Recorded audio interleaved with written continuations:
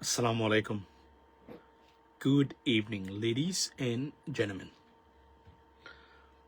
Welcome to this live. So, সারাদিন যদি আপনি গোবর খাইতে থাকেন তাহলে ব্রেইন আপনার গোবরের মতোই হবে। বাংলাদেশ কাজ কি করেছে দেখেছেন? আপনারা যারা যোগ দিলেন এই দালাল আইসিসি কেন্দ্রিক টি-20 বিশ্বকাপে বাংলাদেশের যাওয়া কেন্দ্রিক বাংলাদেশের সিদ্ধান্ত সারা পৃথিবীতে বাংলাদেশের সম্মান 60-75% ইনক্রিজ করে ফেলছে। একটা সিদ্ধান্তে সারা পৃথিবীতে ক্রীড়াঙ্গনে বাংলাদেশ নিয়ে আলোচনা হচ্ছে এখন এই মুহূর্তে। কয়েকটা দালাল আছে না বাংলাদেশে, জানেন তো, দালাল তো সবসময় আছে, থাকবে। রাজনীতিতে দালাল, ক্রীড়াঙ্গনে দালাল, সংস্কৃতিতে দালাল, শিক্ষা ব্যবস্থায় দালাল, অর্থনীতিতে দালাল, আপনার আমি যদি বলি যে আপনার বিচার বিভাগে দালাল, পুলিশে দালাল, সব জায়গাতে দালাল। উই দ্য ফ্যাক্টরি অফ দালাল brokers, right? This only country in the world. আচ্ছা, বাংলাদেশের অবস্থান, ন্যায়সঙ্গত অবস্থান, প্রতিবাদ সারা পৃথিবীতে আপনার ভারতকে রীতিমতো ভারতের জন্য নাইটমেয়ার তৈরি হয়েছে বাংলাদেশ। এই যে বললাম না যে গোবরের মগজ না বুঝে কাজ করলে যা হয়, শেখ হাসিনার মতো ঠিক একই কাজ করেছে ভারত। কি করেছে তারা? আপনি দেখেন, বাংলাদেশকে মুস্তাফিজ কেন্দ্রিক ভুল সিদ্ধান্ত নিয়ে এই কাজ করেছিল বাংলাদেশ, প্রতিবাদ করেছে সারা পৃথিবীতে। আইসিসিতে ভারতের অবস্থান এমনিতেই নড়বড়ে করে ফেলছে এই ঘটনাটা। এখন যেটা হয়েছে শুনেন, এখন ভারত গেছিল 2036 সালের অলিম্পিক গেম আনতে। অলিম্পিক 2036 এর অলিম্পিক পৃথিবীর সবচেয়ে বড় ইভেন্ট অলিম্পিক। ফুটবল হাতে গোনা 34টা 32টা দেশ হয়, আপনার 30টা, রাইট? আপনার 24টা, আর এই কি বলে এটাকে, আর ক্রিকেট 10 থেকে 12টা, 8টা দলের হয়। আর অলিম্পিক হচ্ছে সারা পৃথিবীর প্রত্যেকটা দল আপনার এই সদস্য যারা আছে তারা সেখানে অংশগ্রহণ করে থাকে কোনো না কোনো ভাবে। সেই পৃথিবীর সবচেয়ে বড় ইভেন্ট অলিম্পিক আয়োজন করতে গিয়ে ভারত এক ধরনের বলতে গেলে এক ধরনের বেজ্জত হয়ে সেখানে এসেছে। কি অলিম্পিক কমিটি তারা বলেছে আপনারা নিবেন ভালো জিনিস, কিন্তু আপনারা তো খেলাকে রাজনৈতিক স্বার্থে ব্যবহার করেন। আপনারা রাজনৈতিক স্বার্থে ব্যবহার করেন কিভাবে? আপনারা খেলাকে আপনাদের আধিপত্য বিস্তার করতে চান, করে আপনাদের ব্যক্তিগত স্বার্থ এটা আপনারা এবং রাজনৈতিক এবং ডিপ্লোম্যাটিক সিস্টেম এটাকে জিম্মি করে করতে চান। খেলাকে আমরা এইভাবে আমরা প্রমোট করি না। খেলাকে আমরা ইউনিটির মাধ্যম হিসেবে আমরা প্রতিষ্ঠা করতে চাই। You are completely going on a different direction. Therefore Olympic আপনাদের জন্য নয়।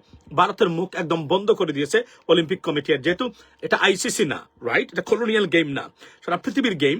সুতরাং এখানে কিছুই করতে পারে না এই ভারত। তারা দেন্দ্রবার করে যাচ্ছে তারা, কিন্তু ভারতকে বলা হয়েছে যে, এবং এই কারণে ভারতের সমূহ সম্ভাবনা, বিশেষ করে অলিম্পিক আপনারা জানেন এরা বিভিন্ন কন্টিনেন্টে বিভিন্নভাবে তারা এটা আয়োজন করার সুযোগ দিতে চায়, to promote it, right? But এবার প্রথম ভারতেই উপমহাদেশে ভারত ছাড়া আর কেউ দাবিদার নাই, যেহেতু বড় দেশ, তাদের একটা ইনফ্রাস্ট্রাকচার আছে। সুতরাং ভারতকে না বলে দিয়েছে, বিকজ আপনারা ক্রিকেটে মুস্তাফিজকে বাদ দিয়েছেন, অলিম্পিক কমিটি বলেছে মুস্তাফিজকে বাদ দিয়েছেন, আপনারা গোবর খেয়ে রাজনীতি করেন, গোবর খেয়ে খেলাধুলা রাজনীতি নিয়ে আসেন, সুতরাং আপনাদেরকে আপাতত এখানে দেওয়া হচ্ছে না। সুতরাং এত বড় একটা সম্ভাবনা তৈরি করে পরেও ভারত সেখান থেকে ছিটকে গেল। Unbelievable, unbelievable. একটা মেসেজ আমি চেক করতেছি ভাই, আনবিলিভেবল। সো বাংলাদেশ কি করেছে? সারা পৃথিবীতে শুধু অন্যায়ের প্রতিবাদ করেছে। মনে রাখবেন, বাংলাদেশ এই অন্যায় শুরু করে নাই। আপনার বাংলাদেশ এই অন্যায় আপনার শুরু করে নাই, কিন্তু অন্যায় শুধুমাত্র তারা প্রতিবাদ করেছে। এই অন্যায়ের প্রতিবাদ করে বাংলাদেশ কোথায় গেছে কল্পনা করেন। আপনি গোমূত্র খাবেন, যারা পৃথিবীর সবচেয়ে নিকৃষ্ট জিনিস এটা খাবেন, এইটাকে যদি রাজনীতি করতে চান, যে কারণে কি হয়েছে, সারা পৃথিবীতে তাদের রাজনীতি ফেল করেছে। যেখানেই তারা যায় সেখানে তাদের ডিপ্লোমেসি ফেল করে, ভুটানের মতো দেশেও তাদের আপনার রাজনীতি তারা ফেল করেছে। কিন্তু বাংলাদেশের দিদের কাছে, দালালদের কাছে, অথর্ব পদার্থ যেগুলো আছে, জন্মের যাদের ঠিক নেই, তাদের কাছে একটা অনুকরণীয় দৃষ্টান্ত এবং মাইনরিটি নির্যাতনের বক্তব্য তারা দেয়। অথচ পৃথিবীতে সবচেয়ে বেশি মাইনরিটি নির্যাতনের দেশ হচ্ছে আপনার বর্তমান ইন্ডিয়ান আপনার ইন্ডিয়া এই মুহূর্তে, রাইট? এখানে কিছু নিকৃষ্ট মানুষের তৈরি হয়েছে যারা আপনার I haven't seen anything brother, okay, যারা এই মুহূর্তে এগুলাকে জিম্মি করে রাখছে। So I am going to do something on my YouTube live. Ladies and gentlemen, please join me over there and we can talk about that. আচ্ছা, এখানে কি বলা হয়েছে যে যুক্তরাষ্ট্র থেকে 4টি ব্ল্যাক হোল হেলিকপ্টার কিনছে বাংলাদেশ সেনাবাহিনী আধুনিক প্রতি Oh my gosh. Oh my gosh. This is something extraordinary. I can't believe it. This is really, really good news. Let's go to YouTube channel and talk about that. আমি যে এখনো ভাবি নাই, কিন্তু দেখেন অসম্ভবকে সম্ভব করে ফেলেছে doctor Mohammad Yunus government.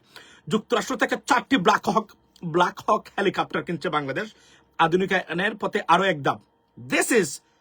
This is a breaking news. This is a fucking breaking news for Bangladesh. Trust me. মানে আপনি কল্পনা করতেছেন, বিশ্বাস করেন রাজনৈতিক সমঝোতা নাই, অপদার্থ মানে অপয়েরা কেউ ক্ষমতার জন্য উদ্গ্রীব আছেন, আসতে হবে আপনার ক্ষমতায়, কিন্তু কাজের কাজ কিছুই করতে পারবেন না। এগুলা ডক্টর ইউনূস স্যার করতে পারতো না। এখানে একটা ব্যাপার স্যাপার জড়িত আছে, মাথায় রাখবেন এই জিনিসগুলা। বাট আনফর্চুনেটলি ওনাদেরকে আসতে হবে, ক্ষমতায় আসতে হবে যারা রাজনৈতিক। আমি তো জানেন তো আপনারা, গতকালকে বলেছি লাইভে 80% এমপি পদপ্রার্থী যারা আছেন এই মুহূর্তে, এরা সংসদের বারান্দার দ্বারে কাছে যাওয়ার যোগ্যতা নাই, কিন্তু তারা এমপি হয়ে যাবেন অনেকেই।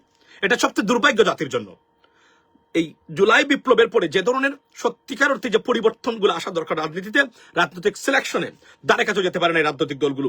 আমি আবার বলছি, মানে সংসদ ভবনের সেরা বাংলা নগর নাকি সমস্যা, আমি তো গেছিলাম, লাইভও করলাম, বলে গেছি, সেখানে দ্বারে কাছে যাওয়ার কথা না এরা, অথচ এমপিদের অনেকেই সহকারী মানে হওয়ার কথা না, এরা এখন এমপি হবেন। এ দেশকে আপনি এগিয়ে নিয়ে যাবেন কিভাবে, প্রশ্নটা রেখেই আমি আমার ইউটিউব চ্যানেলে চলে যাচ্ছি।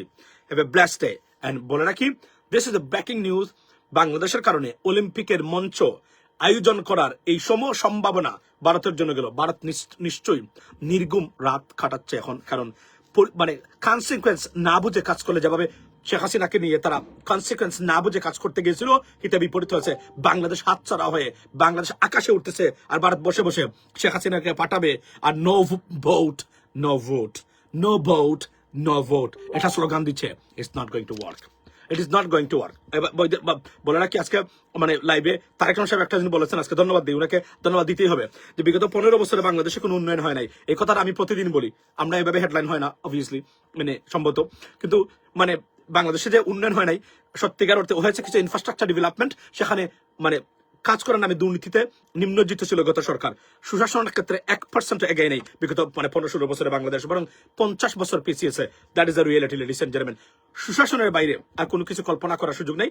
বারবার বলছি, দুর্নীতিগ্রস্ত একটা গভর্নমেন্ট যদি হয় বাংলাদেশের, কোনো কাজ না করলে বাংলাদেশের এন্ড অফ দ্য টার্ম বাংলাদেশের জিডিপি 13 to 14% গিয়ে টাচ করতে পারে, শুধু চুরি না করলেই, আর কোনো কিছু করা লাগবে না। That's what it is. Let's go and talk about that in details. Have a blessed day.